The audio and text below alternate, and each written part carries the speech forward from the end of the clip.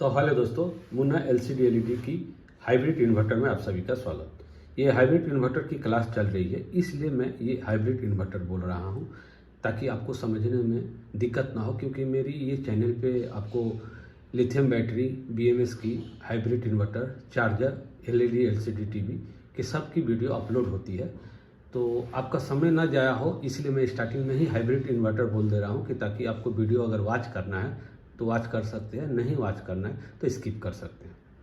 दोस्तों, आपको हमारी जो ट्रेनिंग हो रही है इसमें सिखाया जा रहा है कि ये जो हमारा 4 जो है ये आईजीपीटी और ये 4 आईजीपीटी यानी 8, एक आईजीपीटी को छोड़ देना होगा। तो ये हमारा जो है एच ब्रिज का काम करता है। एच का मतलब हुआ कि ब्रिज रेक्टिफायर, जैसे हम लोग एसी को डीसी में कन्वर्ट करते हैं उसको बोलते हैं, और ये भी उसी तरह से। तो ये दोनों में तब अंतर क्या है, आपको आज अंतर की बात जा रहे हैं। लेकिन आपको याद रखना होगा कि लंबा वीडियो हो जाने से थोड़ा सा लेंथी हो जा रहा है, इसलिए हम अब कोशिश करेंगे कि शॉर्ट वीडियो में ही आपको ये समझाया जा सके। यहाँ पर आप देख सकते हैं कि जैसे कि ये 1 2 3 4 और ये 1 2 3 4, ये दोनों में अंतर है कि आपको इस आईजीपीटी में आपको ग्राउंड मिलेगी। क्या मिलेगी? ग्राउंड। या तो आप एसी का ग्राउंड दो या तो डीसी का ग्राउंड दो, जो भी दो, यानी इसमें आपको ग्राउंड प्रेजेंट मिलेगी प्लस पॉजिटिव भी मिलेगी। तो ये ग्राउंड और पॉजिटिव ब्रिज रेक्टिफायर अगर बन रहा है, जैसे हम लोग एसी को डीसी करते हैं, मैं पार्ट बाय पार्ट समझाना चाहता हूँ। बहुत लोग बोलते हैं कि सर ये एक साथ समझाने में बहुत हमको दिक्कत होता है। जैसे मैंने इससे पहले एक वीडियो डाला था कि हमारी ट्रेनिंग का, तो उन्होंने बहुत हमको धन्यवाद दिया कि सर इस पे डिटेल से वीडियो आप पार्ट बाय पार्ट छोटा में आप डालते जाए कि ताकि समय की बर्बादी ना हो। तो यहाँ पर हम लोग 1 2 3 4, एक को छोड़ देना है। एक को कौन का छोड़ना है? आपको मालूम है कि ये जो आईजीपीटी है ये एक डायोड से युक्त है। अच्छा, आप लोग अगर सीआरटी टीवी बनाते थे और या एलईडी टीवी बनाते थे तो आपको याद होगा कि रहना चाहिए कि बूस्टअप वोल्टेज जब होता है ना, तो उसको जैसे ड्राइवर सेक्शन, तो उसमें हम लोग मॉसफेट यूज करते थे और मॉसफेट की ड्रेन से और हमारे डायोड जो है वो कनेक्ट होती थी, और वही डायोड से हमारा जो ड्राइवर जो वोल्टेज निकलता था 100 वोल्टेज, और वो रिवर्स ना हो तो वहाँ पर डायोड यूज होता था। ठीक है, तो यही फंडा यहाँ पर आपको इसको समझ लेना है, लेकिन इसको बूस्टअप सेक्शन नहीं मानना है। ठीक है ना।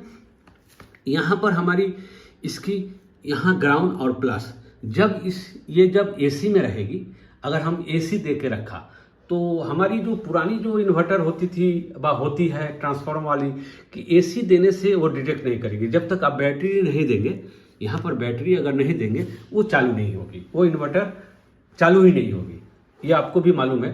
तो यहाँ पर क्या है कि इसका ये नहीं है, इसका है कि आप अगर एसी दे रहे हैं तो फिर भी आपको चालू मिलेगी, बशर्ते कि एसी देने से आपका ये जो है ये सेक्शन आपका सिर्फ काम करेगा ब्रिज रेक्टिफायर और कुछ नहीं। ये ब्रिज रेक्टिफायर काम करेगा, और ब्रिज रेक्टिफायर काम करने का मतलब है कि यहाँ पर जो है ये, अगर हम बूस्टअप कंडेंसर बोले, जैसे हम लोग सीआरटी टीवी बनाते थे, एलईडी एलसीडी में बनाते थे, जो कि हम लोग स्टैंड बाय मोड यानी पावर ऑन करने से हमारी 360, 370, 390 या 400 वोल्टेज, जिसको पीएफसी ऑन बोला जाता था, ठीक इसी तरह से यहाँ पर आपको अधिकतम से अधिकतम 400 वोल्टेज मिलेगी। ठीक है, तब हमारा क्या होगा, ये ब्रिज रेक्टिफायर काम करेगा, ये स्विचिंग काम नहीं करेगा। ठीक, अब रहा सवाल, तो तब यहाँ क्या रहेगा? तो ये भी सेंसलेस रहेगी, ये भी कुछ काम नहीं करेगी। अच्छा, इसमें अंतर क्या है? तो इसमें अंतर है कि इसमें कोई ग्राउंड नहीं है। ठीक, इसमें कोई ग्राउंड नहीं है, कहीं से आपको ग्राउंड नहीं मिलेगा, इसमें सिर्फ पॉजिटिव मिलेगा। ये पॉजिटिव कब चालू होगा, ये आपको पता रहना चाहिए कि जब हमारा यहाँ पर डीसी रहेगा, तब ये पॉजिटिव जो है वो चालू रहेगा। यानी यहाँ पर आपको दिख रहा होगा कि आप गौर से देखेंगे कि ये मिडिल वाली जो है, हम इसको आईजीपीटी को ड्रेन ही मान के चले, या अगर एक हटा दे रहे हैं तो ये 2 बच रहा है, तो इसको डायोड मान के चले। डायोड का मतलब हुआ कि ये एनोड और ये कैथोड। तो ये भी आपको ब्रिज रेक्टिफायर की ही बनावट है। सिर्फ आपको यहाँ पर ब्रिज रेक्टिफायर में ये जो कनेक्शन है, ये आपको ग्राउंड देना चाहिए था, लेकिन इसको ग्राउंड ना देकर इसको क्या कर दिया है, एक IGBT के स्विचिंग करा दिया है डायरेक्ट इसको, और बाकी जो प्लस है वो डायोड से लिया है कि ताकि यहाँ पर अगर हमारा 400 वोल्टेज बनने से ये जो डायोड है ये रिवर्स न करे, ये फंडा इसमें लगाया गया है। ये भी आपको याद रखना होगा कि ये दोनों जो है, ये दोनों को काम बहुत महत्वपूर्ण है। और ज़्यादातर हमारी जो जलती है, ज़्यादातर जो जलती है कि यही जलती है, और ये जलने के कारण ही हमारा जो है ये डीसी जलने लगता है। कारण क्या है? कारण क्या है कि ये अगर जल जाती है तो ये चालू रहता है, और चालू रहने से ये इतना चालू होता है कि इस मतलब ये हमारा जो हाई फ्रीक्वेंसी का जो इसको चॉपर बोले या ट्रांसफार्मर बोले, ये ट्रांसफार्मर में इतनी करंट हो जाती है कि ये ओवरलोड होकर, यानी इसका पावर डिस्चार्ज ना होने के कारण ये तुरंत फट जाती है, तुरंत खराब हो जाती है।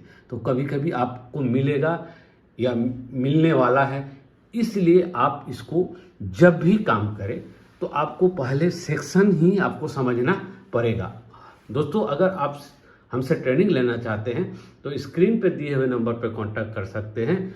अगर आप हमसे कोई सर्विस या सेल लेना चाहते हैं, सेल करना चाहते हैं, ये ऐसा जो इन्वर्टर होती है हाइब्रिड इन्वर्टर, जो कि आपका 3.6 से लेकर और 10.5 kV का अभी अवेलेबल है, तो आप हमसे परचेस भी कर सकते हैं। अगर आपका कोई भी हाइब्रिड इन्वर्टर बेकार पड़ी हुई है, आपका पूंजी उसमें फंसा हुआ है, आप उसको चीफ लेवल में रिपेयरिंग कराना चाहते हैं, तो आप हमसे स्क्रीन पे दिए हुए नंबर पे संपर्क कर सकते हैं। ओके, धन्यवाद। नेक्स्ट वीडियो के लिए।